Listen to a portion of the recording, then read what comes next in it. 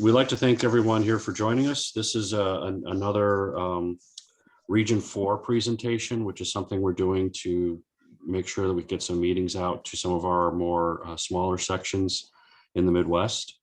And our guests or panels today is with REN 21, and they're out in Paris, if that's right, Jessica, right? You're all out in Paris, thereabouts? That's correct. So this is why we're having a really odd meeting time today. So thank you all for joining us. I know this is 11 o'clock in the Midwest and noon in some of the Eastern time zones. So a few housekeeping things right away. We're going to be doing this in a panel format. We have about 45 people on right now. Right now, I think we can use the chat box if you want to ask questions. If once we get rolling, we can probably just unmute the microphones and have people talk directly. And then secondly, if anybody needs PDH certificates for this, for those of you who need professional engineering licenses, just send me an email separately and I'll have something sent over to you. So with that, we can get going. I'm not going to speak for the rest of the event, thank goodness. So our three panelists today are Duncan Gibb with REN 21, a project manager, Leah Ranalder, also with REN 21, a project manager, and Dr. Shay Bahramirad. So I apologize, Dr. Shay. Dr. Bahramirad, who is with Quanta Systems and also with IEEE Power and Energy Society. And I believe you're running for president of the Power and Energy Society this year too, if I'm not mistaken, right? That's correct. So votes are appreciated. And we'll be talking about the renewable impacts around the world. I hope a couple of you had the time to look at the report that was linked in the invitation. If not, we'll be talking about that today. So with that, I will turn it over to Jessica or the other hosts, and we go from here.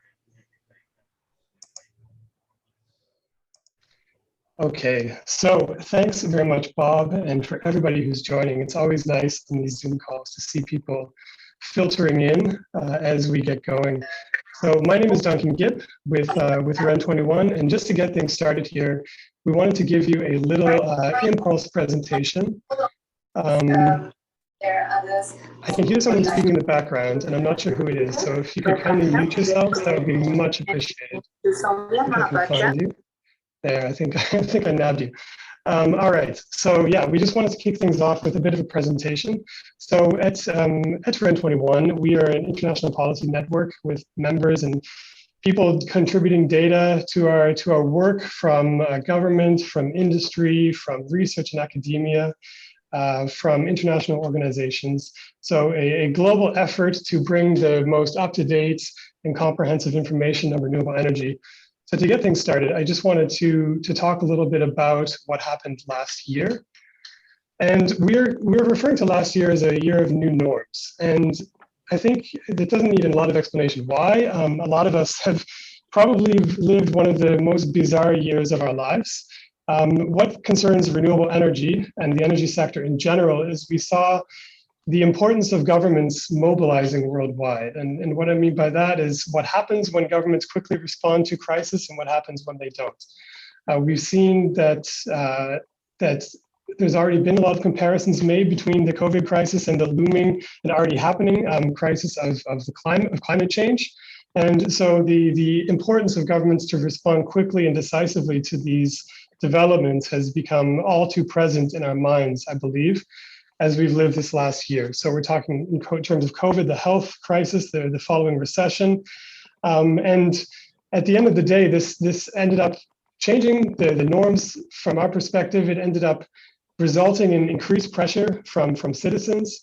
We saw lawsuits in the Netherlands. We saw shareholder revolts among fossil fuel companies.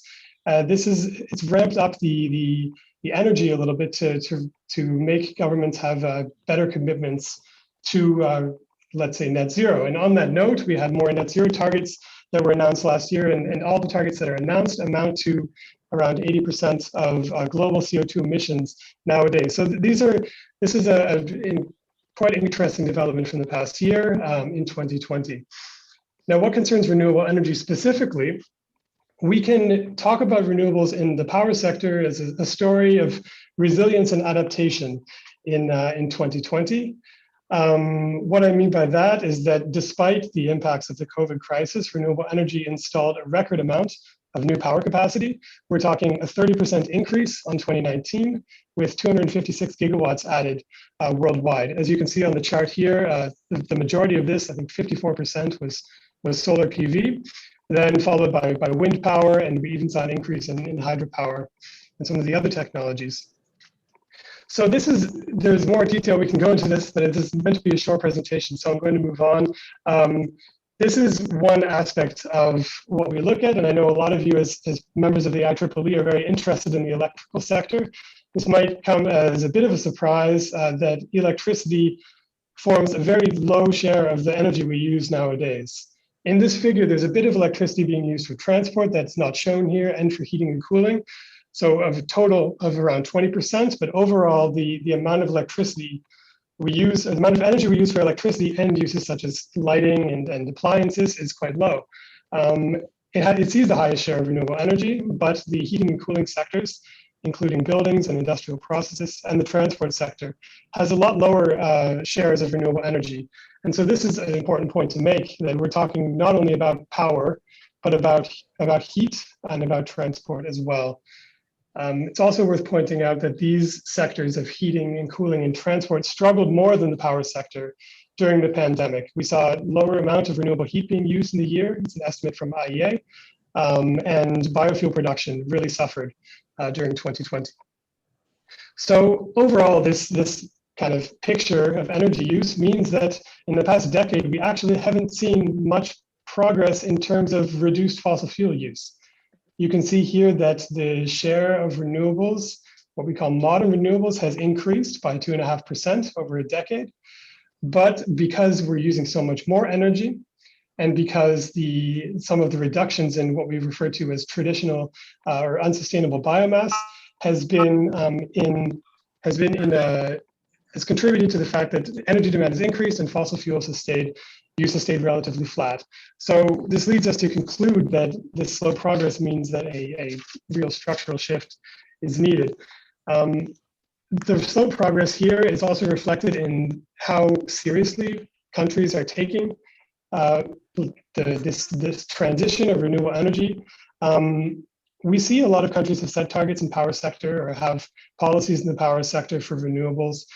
Overall, though, this figure shows overall what are countries aiming to do with renewable energy, and very few of them in the G20 actually had a target for renewables in 2020. This means that even though they may be trying to increase the use of these technologies, they're not aiming sector-wide, they're not aiming to decarbonize the full economy. And that's something that certainly needs to change. These objectives are missing. And back to the COVID point, we see this also reflected in the total investment that was poured into COVID over 10 months, sorry, not 10 months, 15 months throughout the crisis, or just before as well, that 6 times as much money was spent on fossil fuels than on renewable energy. And when you couple that with the existing fossil fuel subsidies in the range of $300 or $400 billion US per year, it's quite a big problem. It's kind of a structural issue that is not really clearly being addressed. So for us to kick off the discussion here, this points to us a systemic issue, and that this type of transition needs to take place not only in power, but it has to occur system-wide. The net zero targets are a step in the right direction, but overall they're not enough. We see targets as a destination to get to, but really it's policies and investment that will guide the ship to harbor, so to speak. We also encourage governments and businesses around the world to use renewable energy as a key performance indicator. So to say that our country is aiming for this share of renewables within the next 10 years, or as a business, we can evaluate investment decisions based on how green they are, this type of thing. And we believe that by including renewables in this type of strategy and decision-making process, that will ultimately help us reach global climate and sustainable development goals. So that kind of kicks it off. Those are really some of the main highlights from the report. There's a lot more where that came from. So we're really happy to be here and to get all your questions to discuss with Dr. Shay, and yeah, let's leave it at that. I see the chat is already starting off a little bit. So I will stop sharing my screen and pass the hosting duties back over to Jessica, and we can take it from there.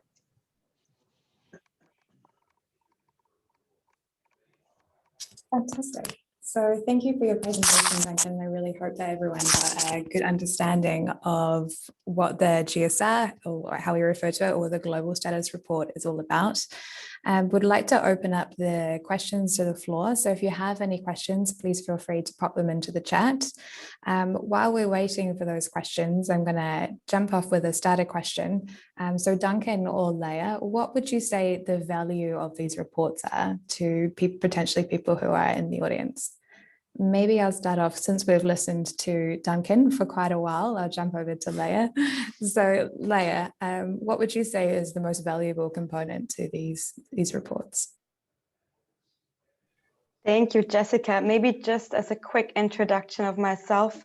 So Duncan presented you some of the findings of the Renewables Global Status Report. What I do at REN21 is, so to say, the equivalent at the city level. So looking at trends and developments of renewables in cities. So if there are any questions about what's happening at the local level, what the local level can do to advance renewables, also feel free to ask them as well in the chat. I will bring in the city perspective wherever it is, so to say, deemed necessary and can contribute to the discussion. Maybe I think in general, to come back to Jessica's question, what is the value of the REN21 reports also to this community? I think, as you've seen already from what Duncan has presented, is of course giving a very big global overview of what are the ongoing big trends and developments. I think sometimes when we all work on our very specific topics, it's a very important perspective to just take that 3 steps back. And I think REN21 can support with that big overview of where things are heading, and actually where things are also not heading, and where we are not on track with our progress.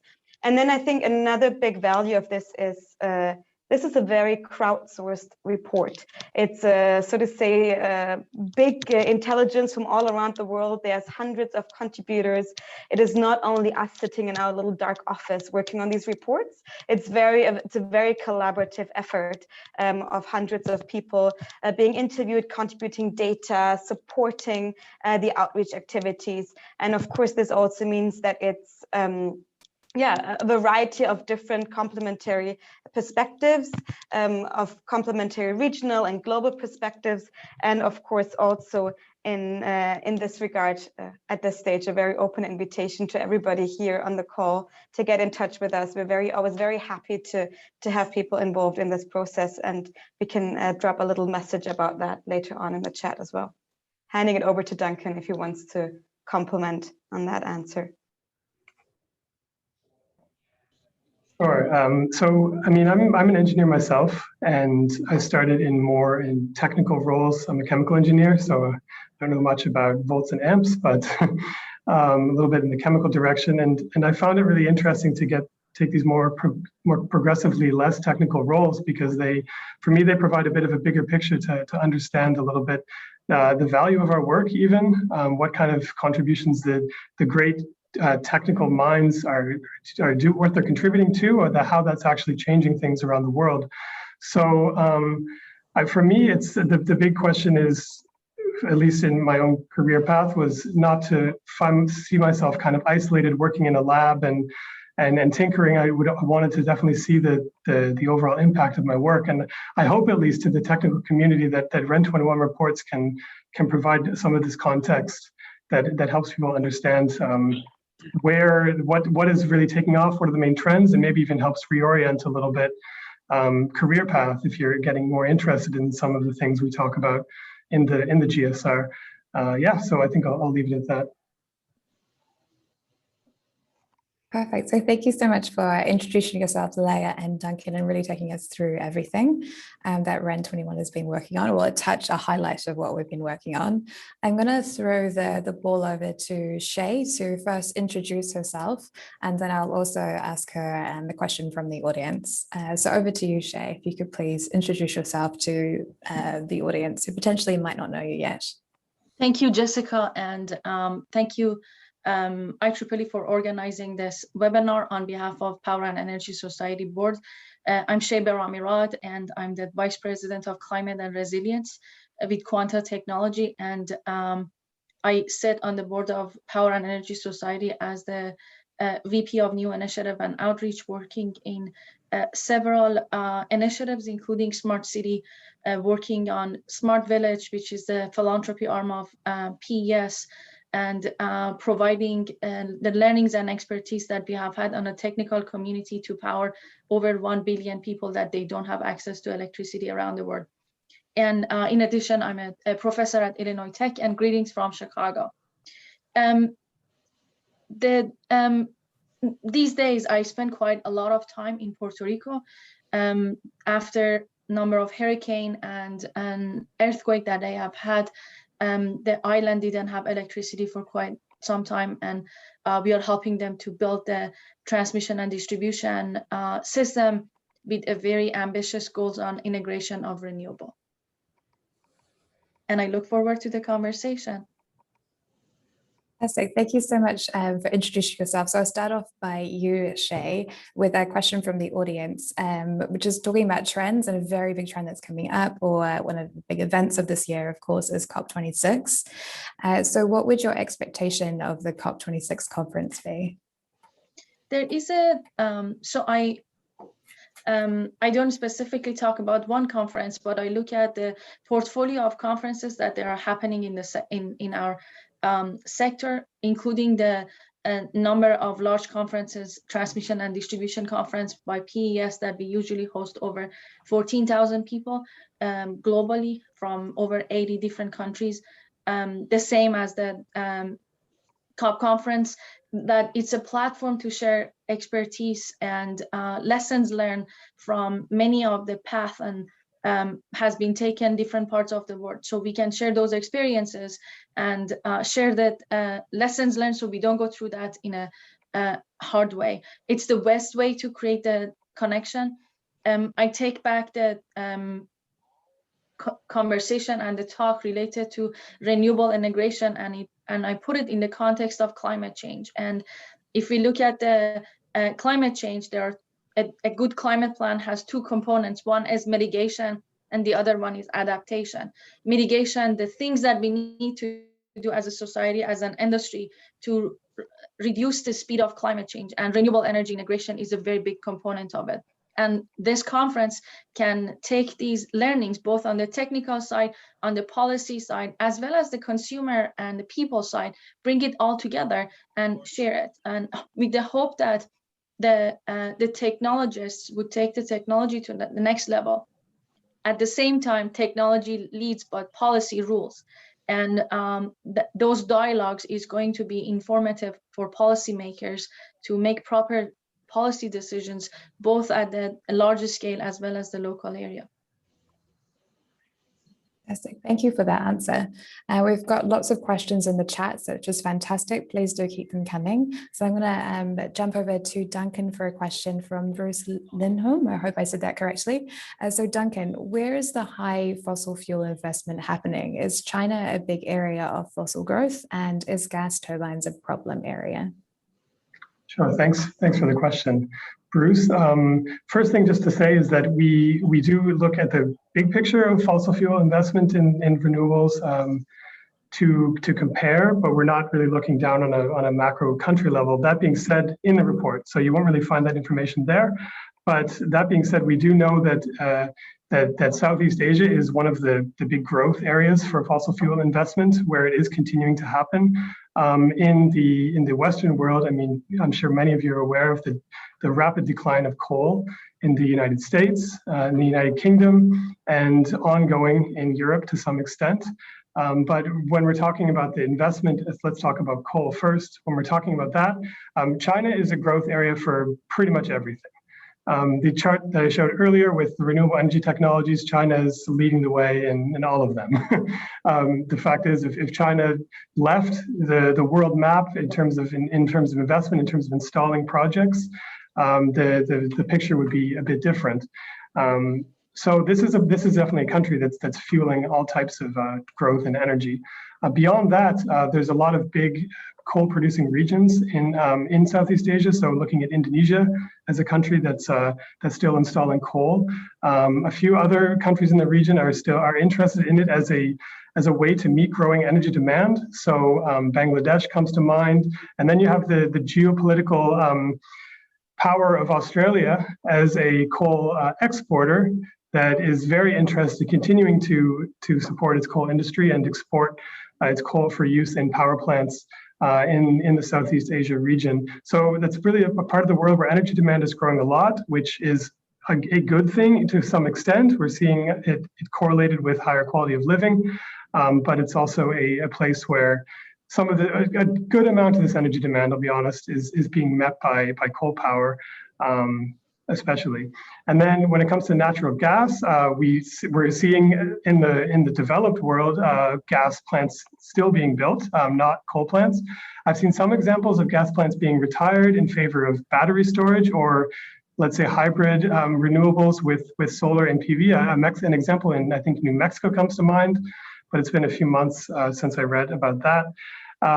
So this is at least in terms of cost, we've seen that coal power is less, new coal power is much less affordable. There was a study done by Bloomberg New Energy Finance that pointed out that in more than 2/3 of the regions around the world, I might be getting this right, again, it's been a few months, that renewable solar and wind were the most cost-effective source of new power generation. So that's all new power. And then for existing power, we're seeing coal plants being retired in favor of new cheap renewables. The picture is less clear on gas, but it's becoming, I think, more and more interesting for me.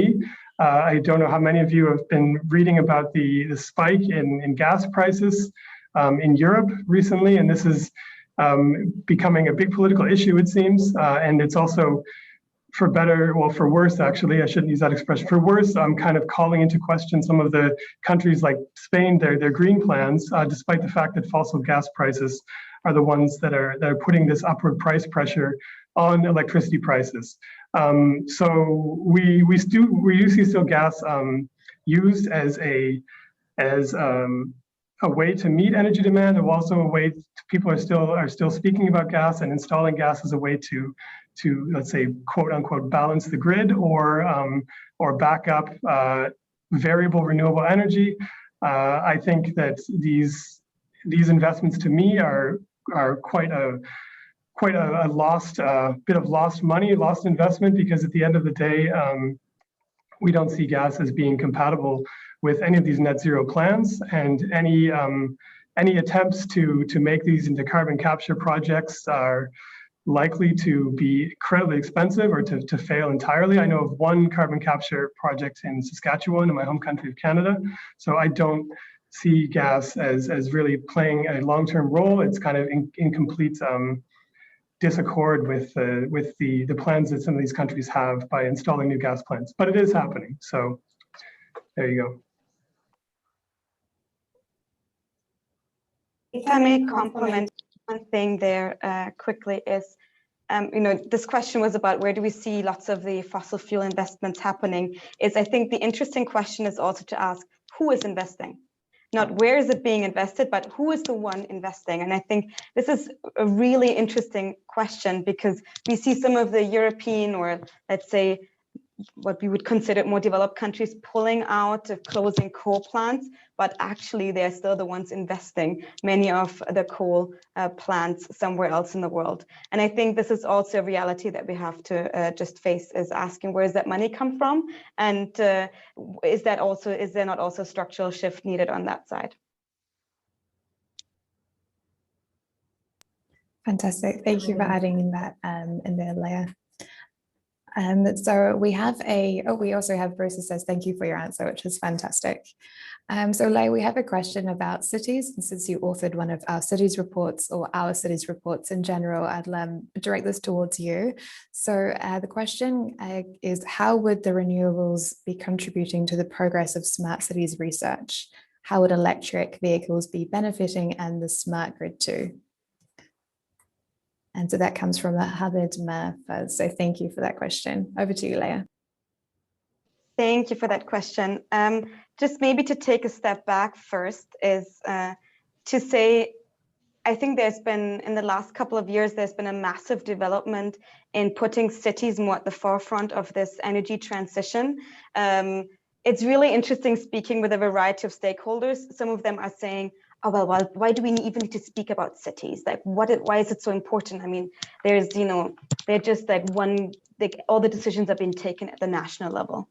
And I think here, just as a quick background to say, is that cities are really high impact areas. 75% of the energy is being consumed in urban areas. And really interestingly, we're seeing more and more city governments taking action by themselves to think about where they get their energy from, for both their municipal operations, but also starting to think about how they can shift from renewables, how they can integrate renewables into the entire city environment. And I think this goes into this discussion of smart cities, which, to be honest, I think I've been now reading and learning about smart cities for years. I'm still not quite sure if, what the real definition of that is. I think it's still, people speak, when they speak about smart cities, everybody, speaks about a slightly different thing. Regardless, I think there is now this big push from city governments to have renewable energy targets. There are net zero targets, which are rapidly being scaled up. And cities also thinking about how they can integrate renewables into their entire city environment. So, for example, linking waste and wastewater production with uptake of renewables for renewable energy production. For example, linking charging of electric vehicle infrastructure directly to the procurement of renewable electricity. For example, and I think this is where cities are often a lot more ambitious than national governments, is also in this thinking about where does the electricity come from. At the city level, there's been this massive push about electric vehicles, not only for so to say two-wheelers and three-wheelers, but a massive push of electrification of public transport, dominantly in China, but also really picking up in the rest of the world. And what I find very interesting is to see that there are some city governments that are working together with private companies, are working together with citizens, local communities, thinking about how these electric vehicles can be charged. Because electric vehicles are only as clean and as green as the grid that they're powered from. And that means, for example, Santiago de Chile has put up, for example, a massive project where they've now powering their metro with a wind coming outside of their city. There's a couple examples from Indian cities where electric vehicles are being charged directly by solar PV. So, and I think, there is definitely a big push here. I could go on for a very long time, but I think I'll stop here and see if anybody of the other panelists wants to add anything here. If you don't mind, I just add a quick thing about this smart city. Leah, I do agree with you that there is not really a specific definition related to smart city, and similar to how we used to define smart grid, and everybody had a different way to explaining it. PES hosted with 6 other societies and IEEE a conference related to smart city last week, and bringing cities across the globe. I joined a panel from Barcelona, Argentina, Brazil, Morocco, and Kansas City, and a number of other places. And they all had few things in common. One was that they had a very aggressive renewable energy integration. The second was the electric vehicle infrastructure and how it plays in the investments that utility and energy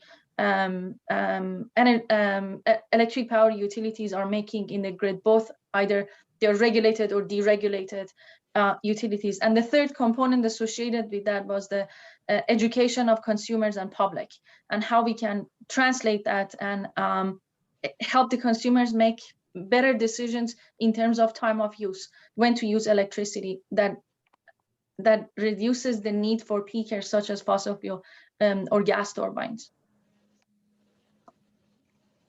Fantastic. Thank you for jumping in. I do encourage everyone to jump in, or the panelists. It's great to get some differing or complementary perspectives.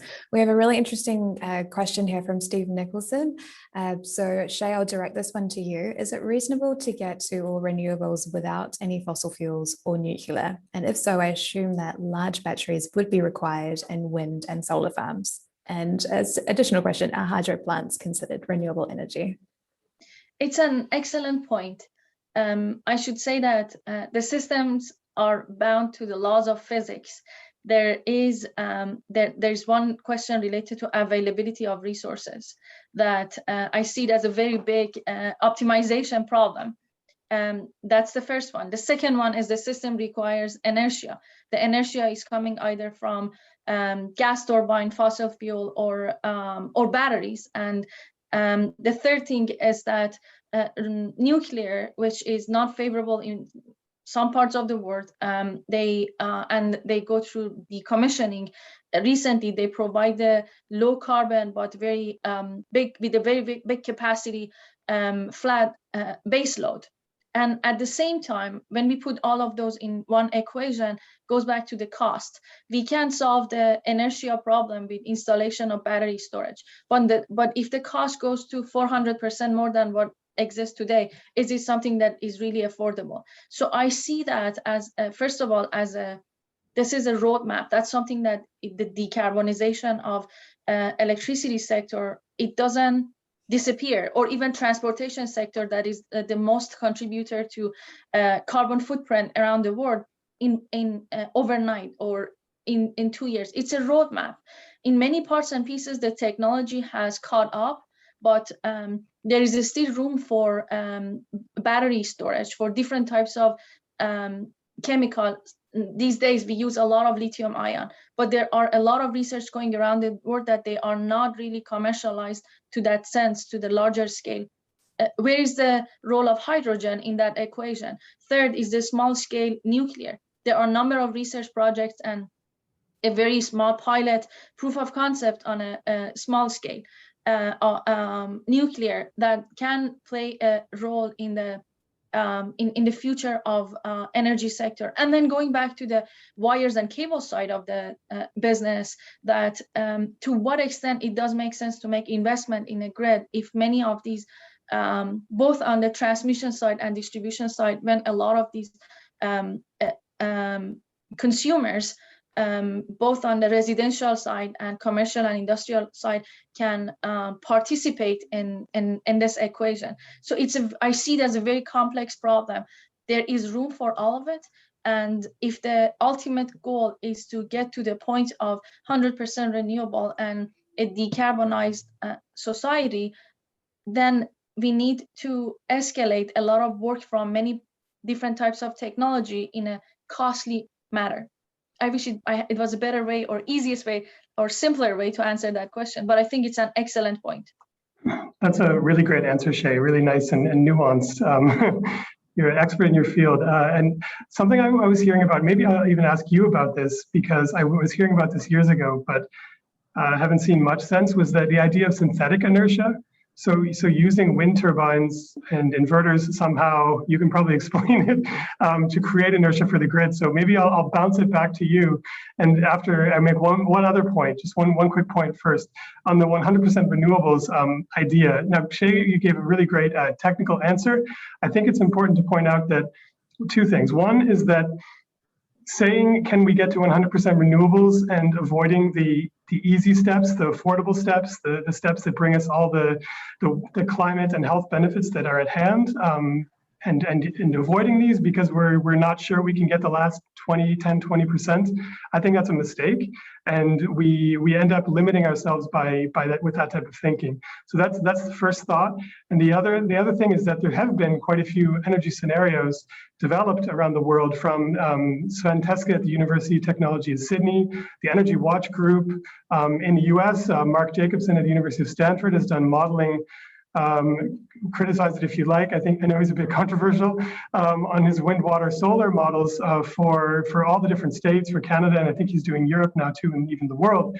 So there's some big brains focusing on what kind of, how the grid could function. I mean, what type of resources are required, what would it cost? And it's within our reach. But despite the fact that it's within our reach and there is maybe some technical innovation required, I don't think it's a good reason to kind of to dissuade the further development of renewable energy. Not that this is what this question was doing, but we can already go quite a long way with what we already know, is the point I want to make. So Shay, back to you on synthetic inertia. So there's an extensive report that PES has put together related to inverter-based generation and solving the problem of inertia in the system. If you give me five minutes while we are talking, I'm going to find that and put it in the chat box. That's one of the most downloaded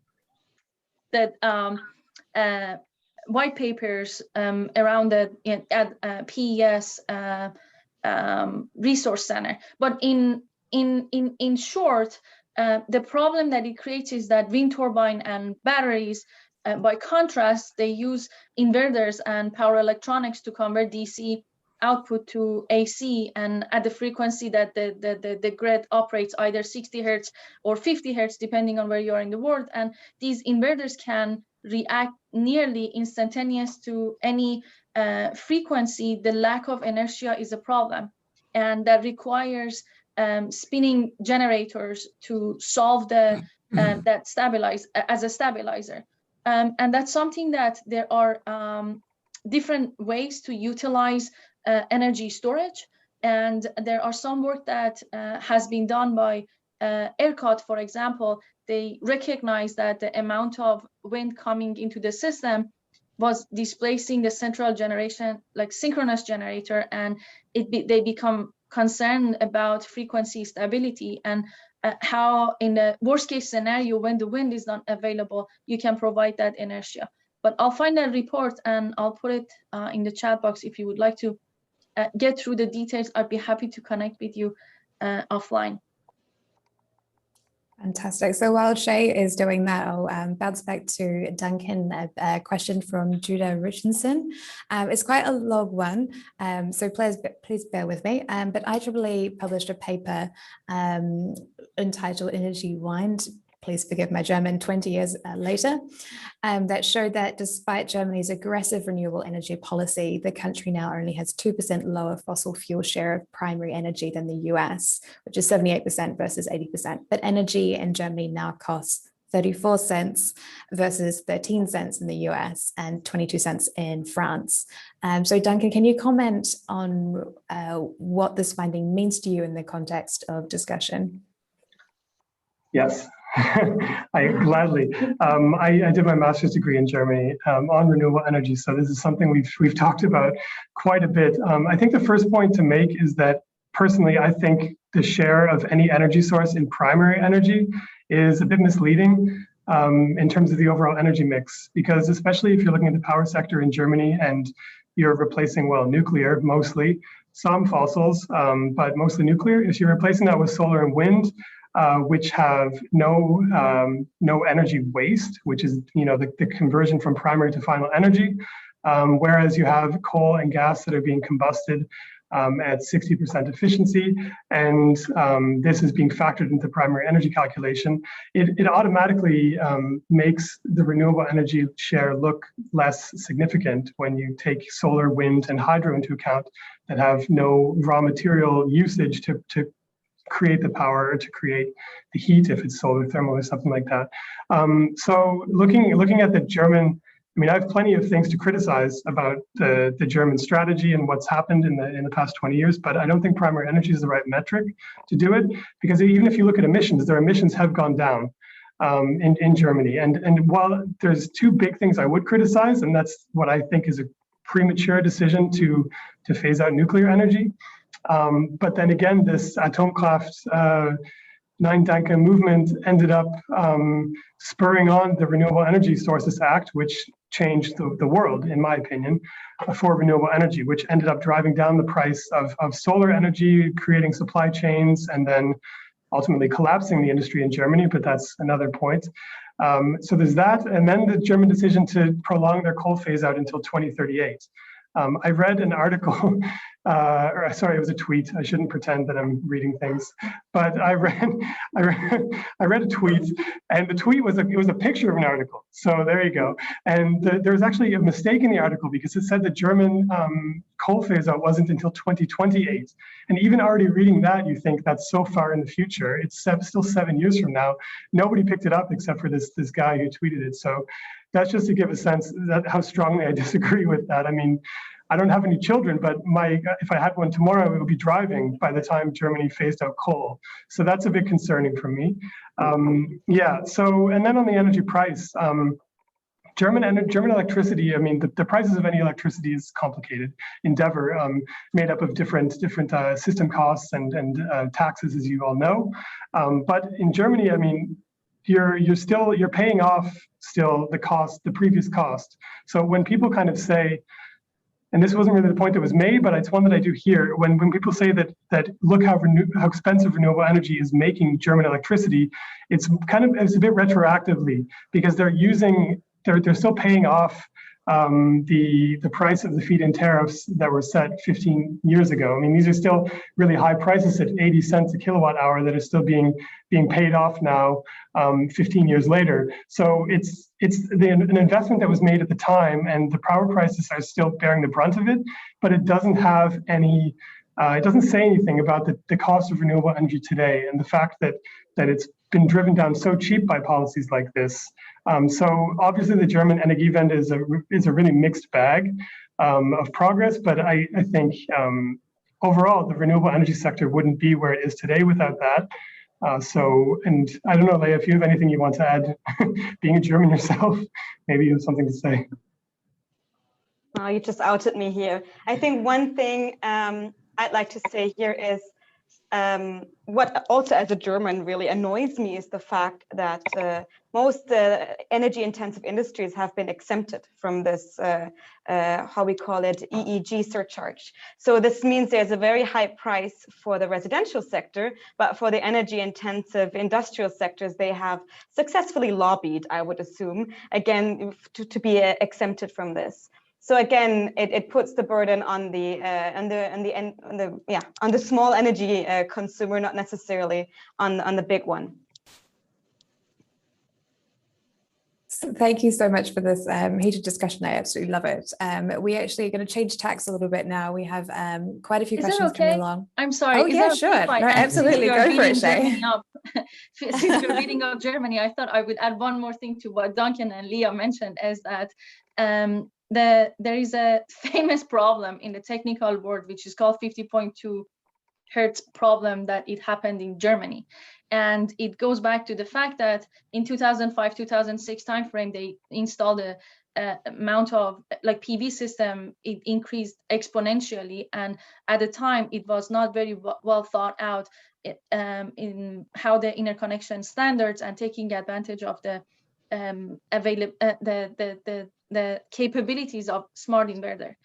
And that amount of generation created a significant problem of frequency in the system. I'm not going to get into the details of it. I know we are close to the time, but it's worth looking into it and walking away from the fact that the policy aspect and the investment part and these goals are important, but the technical aspect of it, if it's not well thought out in details, properly by experts from industry and industry standards, it's going to cause, first of all, technical issues, second, outages, and third, a significant cost to retrofit and fix the problem that could have been predicted in the first place. Fantastic. Thank you so much for adding that in there. I always think that adds more value to the conversation. So now we're going to switch tactics and talk about electric vehicles. So Leigh, this one's for you. We have a great question from Brij and Singh. I hope I said that correctly. Adoption of electric vehicles may slow down due to the lack of materials needed for electric vehicles, including cost escalation of these materials. What is your thought on complete decarbonisation of transportation sector and how it could negatively impact the renewable energy sector? thank you for that question. I think here, I'm actually gonna sway a bit away from what you would probably like to hear, and is to say, I think, if we talk about electric vehicle adoption, we cannot forget that a clean vehicle jam is still going to be a traffic jam.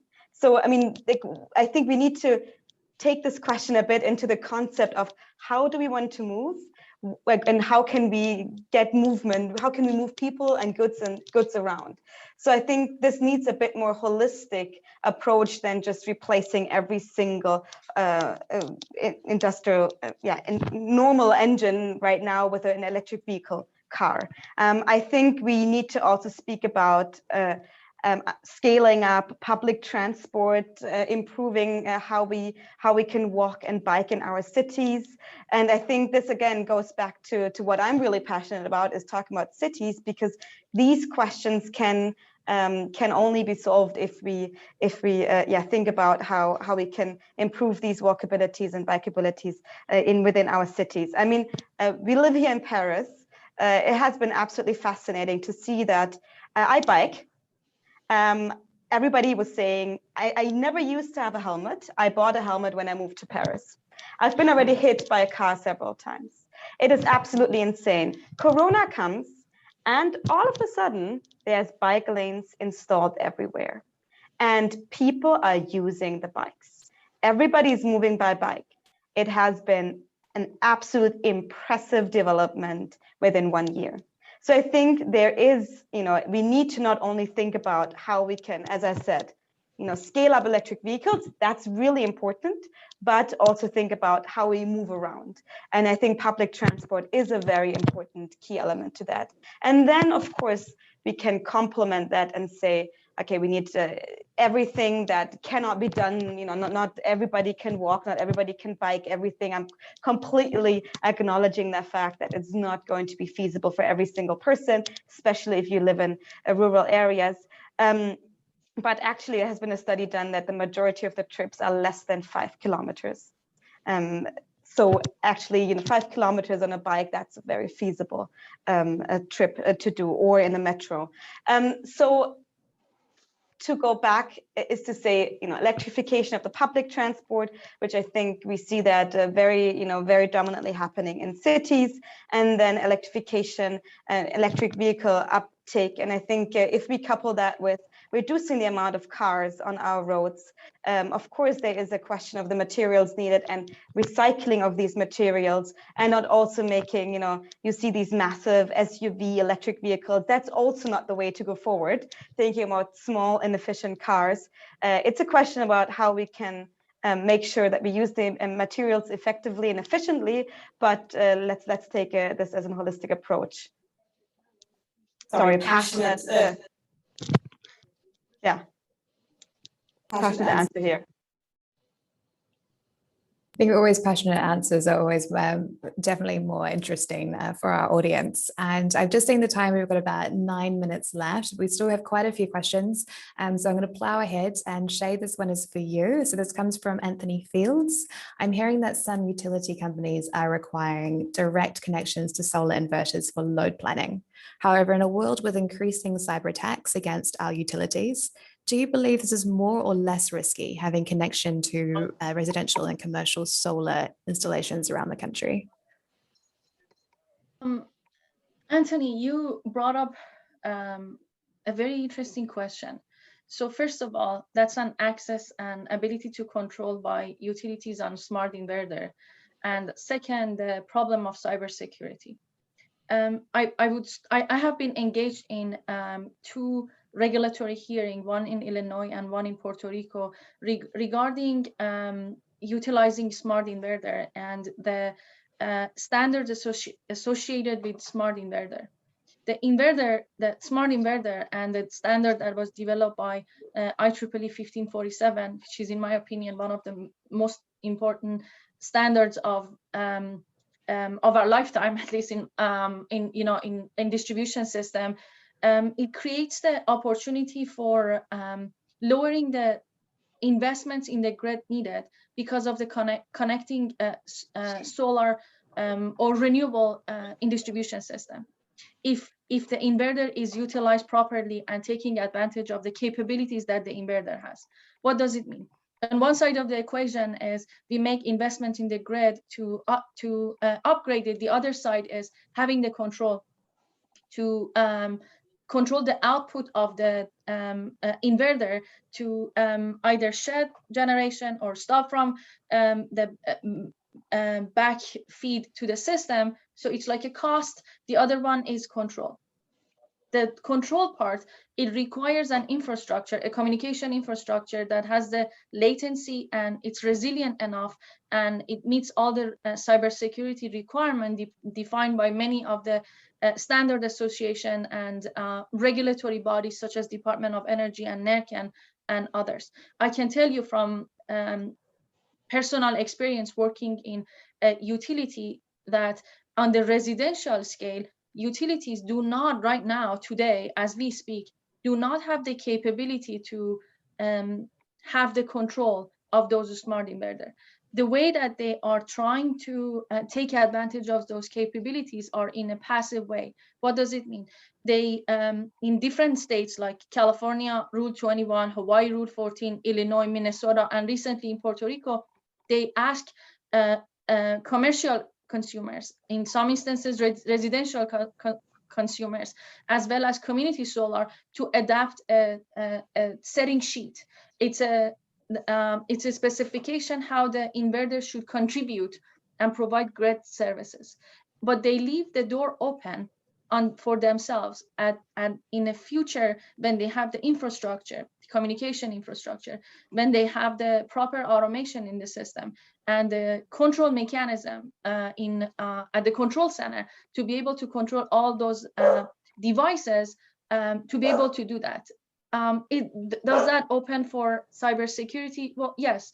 So as distribution, automation, and other sensors, but there are ways to mitigate that. Again, it goes back to the question of balancing the cost and balancing the risk and coming up with a holistic way to do that. In my opinion, the technology has the capability, and as grid operator, we have the obligation to take advantage of it to reduce the cost that everybody, all consumers pay for those upgrades. Fantastic. Thank you so much for that answer. We have about 5 minutes left. So one question I believe we've got time for. I'm going to direct this first at Duncan, but I do encourage Shay and Leah to jump in as well. And this one comes from Dean Kumutsos. Apologies about the pronunciation. The adoption of renewables has always had skepticism associated with it, with the global response to COVID-19 pandemic being so mixed and partisan in many parts of the world, alongside the explosion and the distrust of science. Have you felt dejected as a result of this? Well, I think there have been plenty of reasons to feel a bit dejected over the past 18 months. But, you know, yeah, of course, I would love to see things happening faster. And this is why I work on the thing that I work on, is because I see this potential, and I have for 10 years. But that being said, I think I understand people being skeptical in general. I think it's really natural to be skeptical of renewable energy. It's what we propose, what we're considering is really just a fundamental change in our energy system. It's kind of like what Leah was saying. We're rethinking the whole playbook. We're going from centralized production to distribution to integration. It's a complete overhaul at the end of the day, and it will need to be if we're going to reach these net zero goals. As I'm sure many of you are aware of the IEA's net zero report that really showed that. It's complete change of the game. So it's natural to be skeptical of this, because you're being faced with such a wave, and it's kind of hard to really grasp it. Also, we've always thought of energy as something I sort of already mentioned. We produce centrally, something that where we burn something somewhere to give us the thing we need from the beginning of, you know, whether it was wood at the beginning to then we modernized and used coal. We've been burning stuff. So the idea that we could just make a solar photovoltaic panel and put it in the field, or we could make a big wind turbine and put it offshore, it's natural for people to be like, something's not right here. Something doesn't add up. So I don't see the skepticism as as a problem. I see it kind of, it doesn't make me feel dejected. I see it kind of as a challenge. And as some of the people have pointed out already in some comments, some very real issues that this transition is facing. But those are things that I think are being overcome. And it's natural for people to say, what, free energy? I don't really get it. The other thing I want to mention is that there are powerful forces lobbying against this, very much so. I compare it a lot to the cigarette lobby in the 60s and 70s and 80s when we were trying to get people to stop smoking everywhere. These are entrenched forces that have a lot of money at their disposal. We haven't talked about heat much today, which is a shame because I find that to be one of the key, like the cruxes to our shift. But I mean, I was doing some research for the report this year, and I found that in California, there was a $255 million US dollar ruling by a protection agency, a consumer protection agency, that forced the fossil gas utility in California to pay this much in fines after they used public funds to oppose local fossil gas bans. There's a lot of powerful forces in the US that are resisting electrification efforts, so using heat pumps to provide heat. And these are real things that are taking place. So we shouldn't say, oh, well, it's just the people that are skeptical of this, or it's, there's a battle being fought here and there's a lot of money at stake. So that's how I feel. And maybe just to complement, and then I'll hand it over to you, Shay, is I think skepticism is, of course, always real. And but I also think it's about how we frame and position renewables. It's being often positioned as tackling climate change. But what I found especially interesting when doing the cities work is what gets people thinking and what gets people convinced and what gets people interested if you frame renewables as an opportunity, for example, to combat local air pollution. I have not met anybody who says, oh, I really like air pollution, I really like coughing because the air, I cannot see my hands in front of my eyes, that's fantastic. People care about what air they breathe in, what air their children breathe in. There was now recently a study published that actually the numbers of annual premature deaths have been severely underestimated and are actually much higher at around 8.7 million a year. And that's for outdoor air pollution. That does not even consider indoor air pollution. And I think, if we get people to think about what renewables could do, for example, to combat local air pollution, that is a very powerful force and a very powerful driver for change. Similar with local jobs. I mean, every national government, local government, jobs is a main thing to win elections. I mean, it's been, the job growth in renewables has been phenomenal. There was a study showing about how much more jobs, for example, installation of residential solar PV can bring versus installation of a centralized big, I don't remember if it was coal-fired power plants or another one, but it was this massive difference between these things. So I think, framing it also as an opportunity, I think is a very powerful opportunity. Maybe I can just wrap it up quickly that I find contrarians and skepticals a trigger for us to do more due diligence in the way that we develop technology. I recall 15 years ago working on a report in Germany about the wind turbines killing birds, or in Sweden, the birds hit the bridge and they fall and they die, or the hydropower or dams, they mess up the ecosystem of fish. And I can just go on and on about different technologies that they have a significant they play a significant role in decarbonization, but at the same time, they have an impact in different part of the from a national standpoint. And these questions and skepticism, it's a driver for developing the technology, number one.